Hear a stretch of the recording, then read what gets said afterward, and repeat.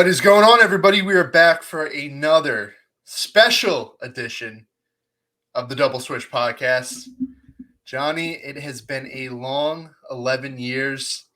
I don't know about you. I was a young boy last time I saw the Phillies make the postseason. We've gone through so many players, so many heartbreaking losses, so much disappointment, so much hope. These past 11 years have just been the longest years of my life, and I'm glad to finally say that it's over, Johnny. The streak is over. Finally. How good does it feel? I like that feeling of just watching Brandon Marsh catch that was just like this weight that just flew off my shoulders, and it was just pure happiness. Just sat there and it just stared, and it was just wonderful. It was super weird because I didn't know what to expect. Every team's a little different. You know how they go about it. The only teams I've really ever seen that I can remember where there's absolutely dominant 2010 team, 2011, that era, that team made it look easy. There was never a question about them going to the playoffs. It wasn't even really a race for the most part. I can barely remember 2007, but this team, it was a different feeling. It was I can't even pinpoint it. It's that weird, but it did when I got we a word clinched. For it. Let me hear your word. It was a fight.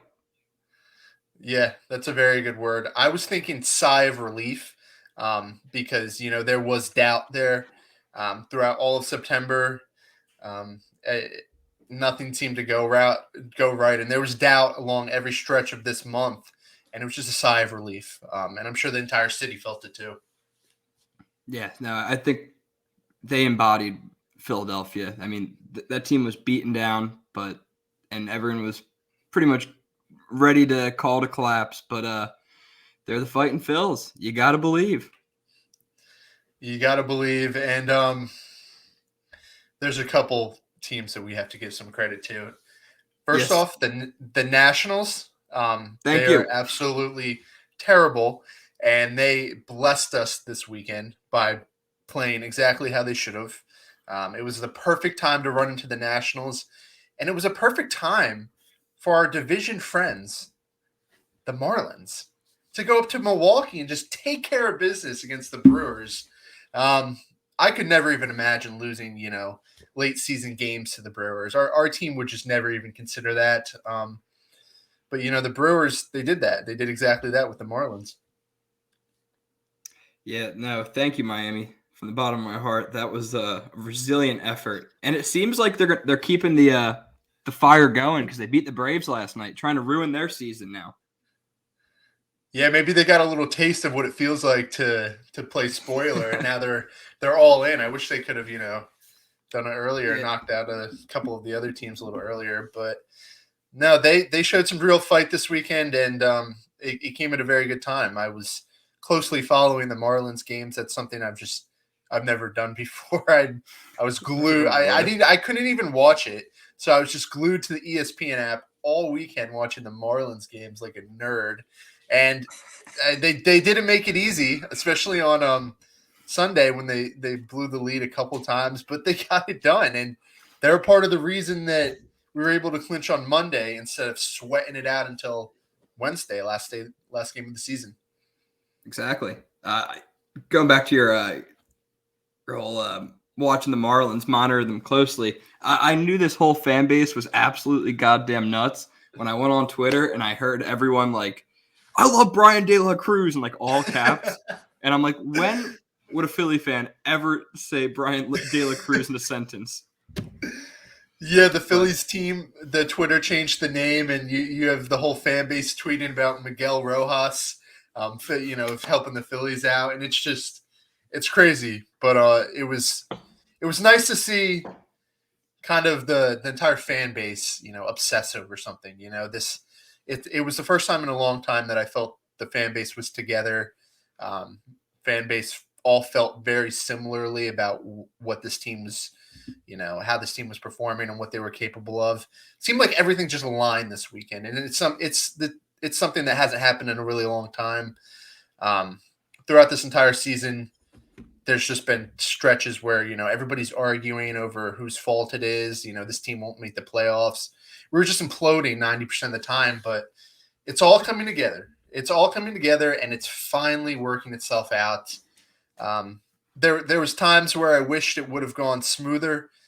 It's still worth noting. It's tough to say this, but this September's still kind of been a disaster.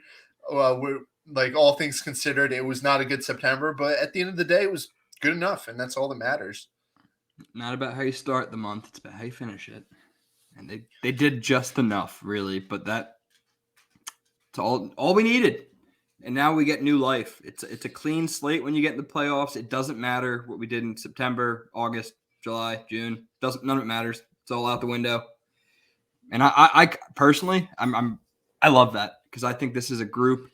They're not the most talented team in the NL or the whole league. Probably not even the top 5, but they got a good bunch of dudes and who all have very different skill sets, and we're deeper than a lot of teams. People don't realize that either. We've got a lot of contribution from these under 25 guys. Bohm, Stott, Marsh. Stott and Marsh last night. Huge games. They were great. Okay. Yeah, no, you're right. You're getting a little ahead of us because we're going to do the postseason episode. We're going to talk about the matchup. Let's use that to transition into the actual game. Okay. Dude, Aaron Nola. I have not felt that happy for a player in a really long time because not only is he the longest tenured player, he's taken a lot from all of us, you and I included. Everybody's doubted Aaron Nola at one point. Everybody knows the September struggles. Everybody knows that he might not be the ace of aces. It's been a debate for a long time how good he actually is. Nobody actually knows. But yesterday he was pretty much perfect, with the exception of a couple base hits. I have never seen Aaron Nola that good in my life.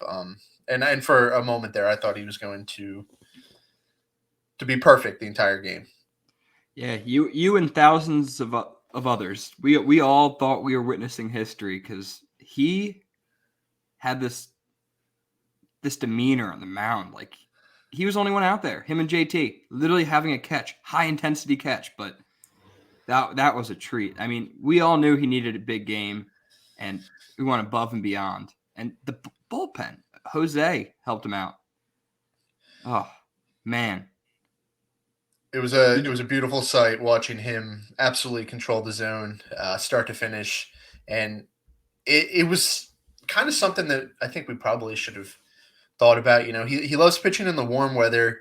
They're down in Houston, and he's from Louisiana, I believe. Near his hometown. Right. Probably a very comfortable spot for him to pitch. That's not exactly what people were thinking about. But he got out there and start to finish, complete control of the strike zone. Him and JT were on the same page. The rhythm was there. The stuff was there. Uptick in velocity, I think. I mean, he's one of those pitchers where when he's on, he's on. When he's on, he can be the best pitcher in baseball. I mean, that might sound ridiculous. We're talking about Aaron Nola. But when he's on, he's one of the best pitchers in baseball. And it was very clear that he was on yesterday. And it came at a perfect time. I know a lot of us talked about it before this matchup because it was obviously a very highly anticipated game against the Astros. But the Astros had never seen Aaron Nola before. He had never faced them. Do you think that was a big reason why he was so dominant against them? Because he brought some – I mean, when Aaron Nola's movement definitely takes some getting used to because teams in our division, like the Braves, still struggle against Nola because he has some crazy movement. It's stuff that you're not really used to seeing, I mean, it sounds ridiculous, but like Zach Wheeler's stuff, he's not the only one with stuff like that. You find that stuff on just about every team, the 99-mile-an-hour fastball with the slider. But you start dicing in two-seamers, front door two-seamers, backdoor curveballs, elevating, right on right changeups. It's a weird selection of stuff. And he made some of this Astros lineup. They might mess around and win the World Series again this year. They're that good, and they had everybody out there. It's not like Dusty took any shortcuts there. I mean, he threw everybody he had out there. That 1 through 4, I couldn't tell you a better 1 through 4 with Altuve, Bregman, Tucker, Alvarez. Just the at bats that those guys can grind out. They're all top of the line hitters. And he struck out Yordan Alvarez twice, and one of the times it was on 3 pitches. And you can't do that unless you're doing something really right. Third time you got to him, but I mean, I guess you can only fool Yordan Alvarez so many times. He kept Yordan in the ballpark on a pitch right down the middle, which it was Nola's really just his biggest mistake. I mean, he left one right there. And Yordan's too good of a hitter to let something like that go. But I was going into the game, I was worried about how Nola matched up against Kyle Tucker and Alvarez, and took care of them both really well. So, Aaron, great job, man. September woes put to rest, right? We can finally just give up on that, right? He does not let up in September. Awesome. Glad we're in agreement there. What's that? Can't say a bad thing about this guy anymore. I think needs to be a Philly for life. He's getting there. I mean, he's already been here 7 years. So what's another? Only got 1 more year on that contract. Something to think about. But that was the pitching side of it. The first half. We'll get to the rest of it in a sec. Offense wasn't exactly dominant. You have Schwarb's kind of heating up here, especially in the power department. He seems to be barreling up some balls, and it's a perfect time because we know how hot he can actually get. Bryson Stott snuck one over the fence in right field, barely got over. But, I mean, we saw a good pitcher. We saw a good bullpen. It's not like the offense is exactly at its best right now. We're kind of hit or miss in a lot of aspects. But when you combine our strong pitching, like we're capable of with, a good start, and then you go to that bullpen, which we'll highlight in a sec. I think that might be the biggest highlight. That's all we kind of need in games like this, right? Exactly. It's really that simple. Yeah, so 3 runs. Nola didn't need any more than that. I mean, he needed 1 run, and that was it. And then we went to Jose Alvarado, who's quickly turned into not just the most trusted reliever in our bullpen, the best left-handed reliever in baseball. I don't think it's a debate anymore, because if you bring in Jose Alvarado to face a lefty, the lefty's out. Like, you don't stand a chance from the left side, and you really don't stand a chance from the right side, because his stuff is insane. Like, it's just absolutely insane, and he seems to be able to go more than 1 inning now, which just makes him even more dominant. It's insane watching him. He doesn't lose anything going into the second inning. But how about that sinker to Kyle Tucker? That 101 mile per hour sinker it was a first pitch swing, and he got a good hack at it. He thought he might be able to take it deep, but that thing so late, that his cutter sinker combo is the most beautiful thing I've seen from a relief pitcher in a long time. Yeah. So for reference, you're standing at the plate and you're ready to bat, and he releases it, and you have milliseconds to figure out what it is. And he's obviously hiding it very well, so you can't really pick it up. But it's either going to go that way, 5 or 6 inches, or it's going to go that way, 5 or 6 inches. And if you guess wrong, you don't stand a chance, and you don't have any time to guess. And on top of that, if you're a lefty and he's coming at you from the left side, it's uncomfortable to start, so you're not exactly in a position of strength. It's remarkable, the turnaround that he's had, and he's got to be the first name out of the bullpen in a close game, and it's not even a debate anymore. No, absolutely. And it's a development that I don't think anyone really saw coming either. Like, it's really hard for someone to be like, I predicted that because there was a lot of people calling for Jose's head when he when he started the year with the 7 ERA, went down to the minors. That one's all on Jose Alvarado. He had it within him and he figured it out and went above and beyond. And you could tell his post-game interview last night was one of the most heartfelt interviews of the whole entire celebration. He's so happy to be here, and I don't think we all love this guy now. Yeah, he's our guy. He's a Philly guy now. I mean, he's been here a couple of years, and no, he's lights out. First guy out of the bullpen, not a debate. The second guy out of the bullpen, it might be a name that we did not see coming. How do you feel about Zach Eflin closing the game out last night? I loved it, and I need to apologize. Because wait, time out. Are you going to apologize to me right now? Because I believe a couple months ago we had a pretty heated debate on this podcast, and I think I think Shane was a guest, and I think he owes me an apology as well. Because for everybody who doesn't remember, Johnny was adamant, and I mean adamant, that Kyle Gibson was a better pitcher than Zach Eflin, and I heard that, and I understood that, Eflin has all these health concerns, but I do not think very highly of Kyle Gibson as a pitcher, and I was adamant that Zach Eflin's the better pitcher.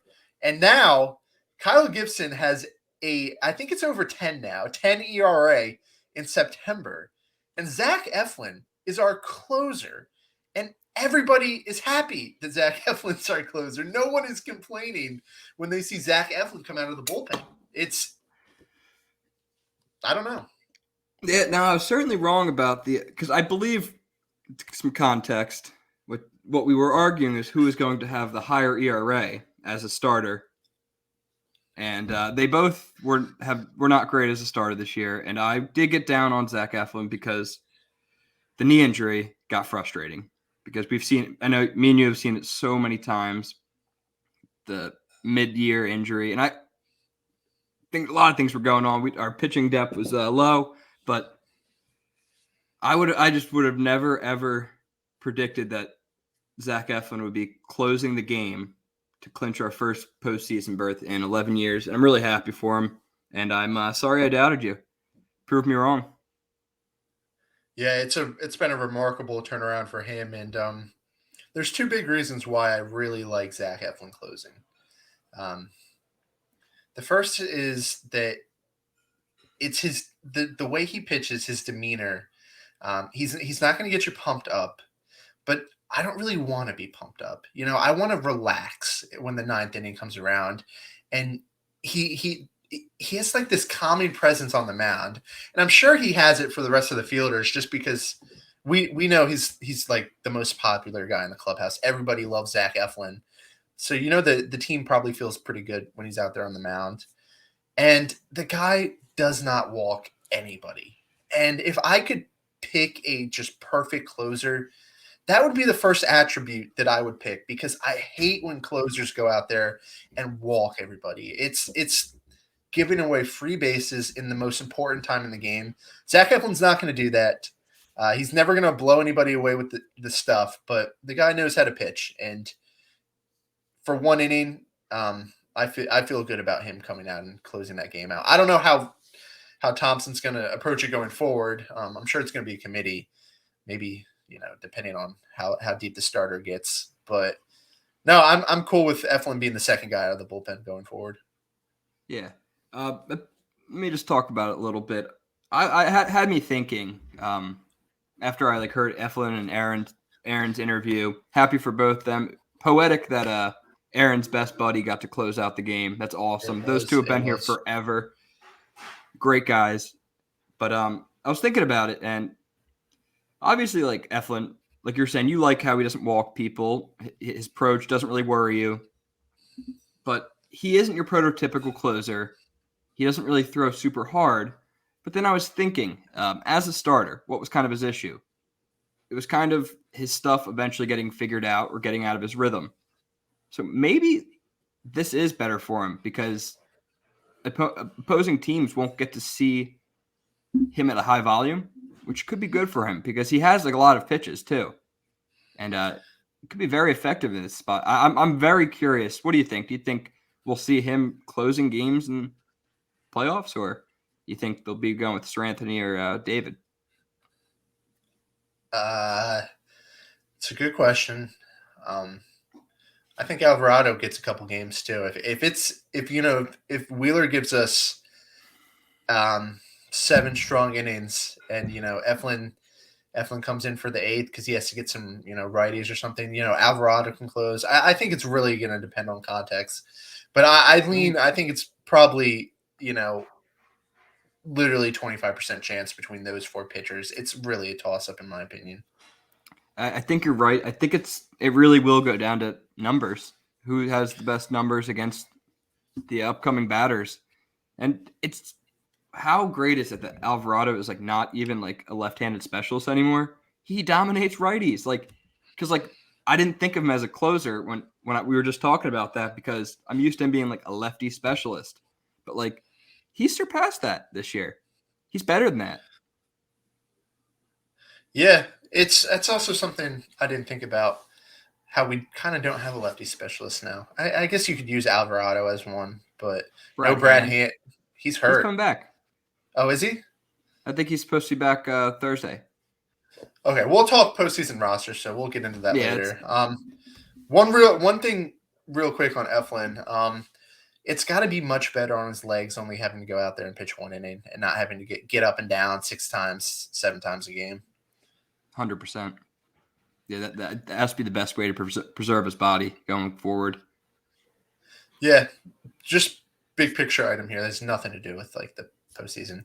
I'm calling Zach Eflin up in the offseason and asking him to be a reliever and offering him a contract.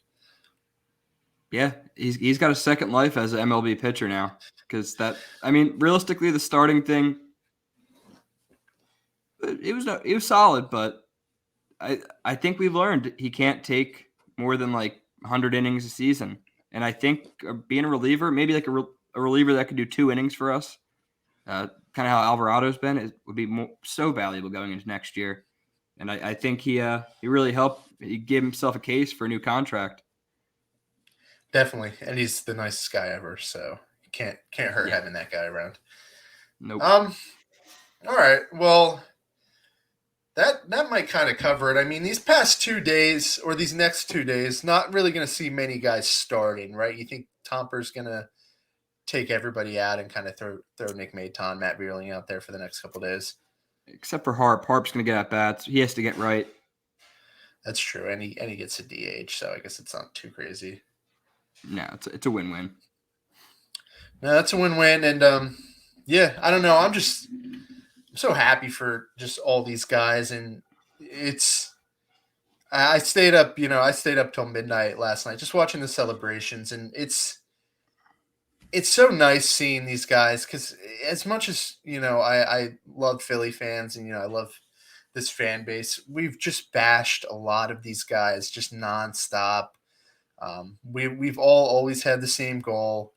It's not as easy as we make it sound, grinding it out when the season's on the line like that. We've doubted them. We've all called them names, not me specifically, just as a fan base.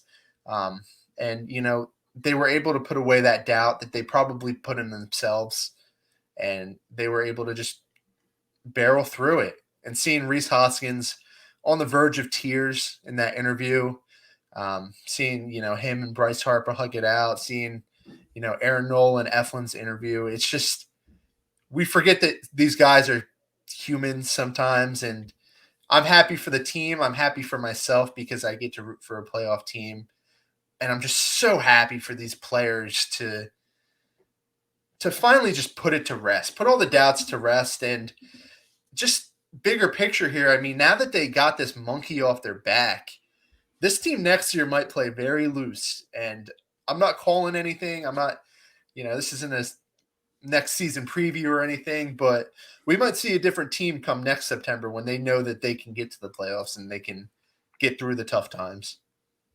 I believe it was John Middleton who he said these guys believe that they could do this, but now they know.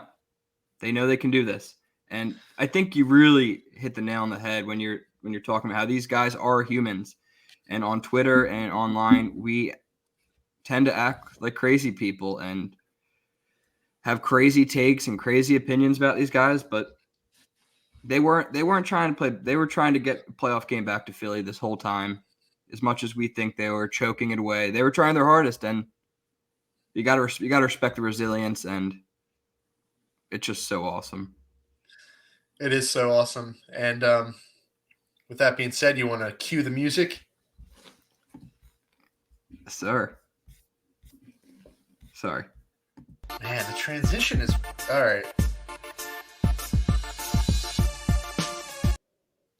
Trivia time.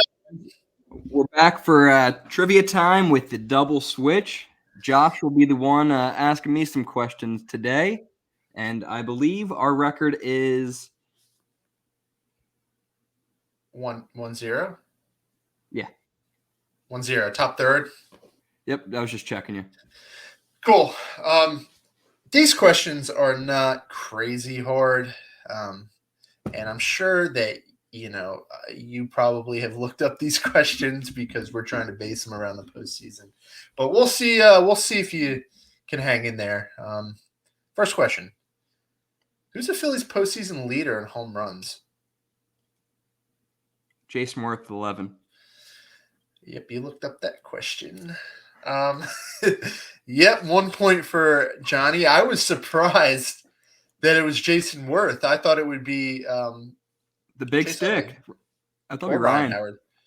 Yeah, I know Chase had a really good World Series in 2009.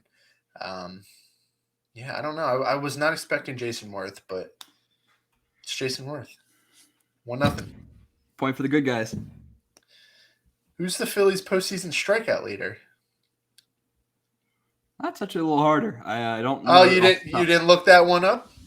Nope. But Cole Hamels. Yeah, you so looked it up. No, I didn't. No, Cole has been a stud in the offs for a bit. Cole Hamels is the Phillies' postseason strikeout leader. He had 5 playoffs to rack up those strikeouts. Yeah. Yep. 5. So that's tough. That's going to be tough for anybody to beat because they got to be on the same team for 5 playoffs. That's tricky. But Phillies career leader in games played. There's 5 of them. I know you probably are going to get these, so I don't know how I want to frame this question. Yeah, so if you get one wrong, you get this question wrong. What? Yeah, you got to go 5. You got to go 5 for 5. That's not how trivia works. Well, it's like this is like Jeopardy. If you get the question right, you get it right. If you get it wrong, it's wrong. So I have to know who the 5 people are. Why not just one? There's a tie at 5, so I need to know 2. They're all tied with the same total. 5 of them are. Oh, so just name one of them. No. You have to name all 5. So they're probably mostly pitchers, right? That's not. No, you don't get hints. All right, fine. I'll go for it. I'll say Jimmy Shane. What? Wait, no. I take that back. Oh! I thought that was somebody's name. Yeah, no, they're both right. Yeah, I thought that you were saying Jimmy Ryan Shane. Madsen. Ryan Madsen. No. Oh God, yes. Ryan. He's a pitcher. You said games, not games started. Games. Played. Yeah, got to clarify that. Okay, I'll give you a horrible. This is a horrible question. Throw that out the window. Horrible question. Well, I'll give you 2 easy questions, so you got to make me answer 5 answers. That's like 5 questions. Shane and Jimmy. Okay, then Jason Worth. Nope, you get this question wrong. Asshole. Good. Hey, we got to bleep that out. Ryan Howard, Chase Utley, and Carlos Ruiz. I don't know why you went to Jason Worth. I mean, he left in free agency before 2011. Yeah, I forgot. That's all right. 2 points for you, and we will see how I do in the next episode. Alrighty. You got anything else for the folks? No. It's been a long road, and whatever people say, we earned this playoff spot. I know it's a new playoff spot, but it's still a playoff spot, and the future's bright. Future's bright. The worst of the days are behind us. I love that. Yep. Brighter days ahead. Go Fightins. With that being said, thank you guys for listening. And if you are listening to us on Spotify, check us out on YouTube. If you're on YouTube, check us out on Spotify. Give our parent company, Pick Swap Media Group, a follow. And if you are interested in the Sixers, Eagles, other Phillies sports, check out some of their other stuff because, those seasons are fully underway and it's some good stuff they're putting out. So, as always, thank you guys for listening, and we will talk to you shortly with the postseason preview. All right. Talk to you guys soon.